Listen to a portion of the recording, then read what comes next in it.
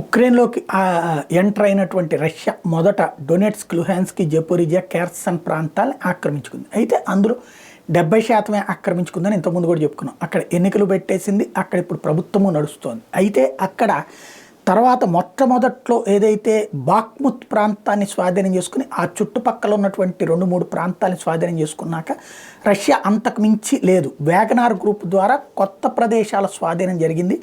WagonR group chief చచ్చిపోయిన తర్వాత కొత్త ప్రదేశాలని ఆక్రమించుకోవడం అంటే విస్తరించడం జరగలేదు. ఆక్రమణని ఎక్కడున్నారో అక్కడ వరకే ఉన్నారు. అక్కడ ఎన్నికలు వాటితో కథ నడిపారు. అక్కడ గవర్నర్లు నియమించడం, అక్కడ లోకల్గా ఉండేటువంటి ప్రభుత్వాలను ఏర్పాటు చేయడం, మేయర్లను ఏర్పాటు చేయడం అన్నటువంటి.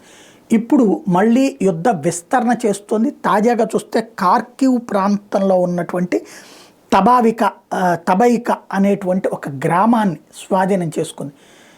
అంటే ఇది కార్కివ్ ప్రాంతంలో ఉన్నటువంటి ఉక్రెయిన్ చేతిలో ఉన్నటువంటిది. ఇప్పటిదాకా ఆ ప్లేస్ని ఆక్రమించుకుంది. క్రమంగా విస్తరిస్తోంది. మళ్ళీ ఆక్రమణని పెంచబోతోంది.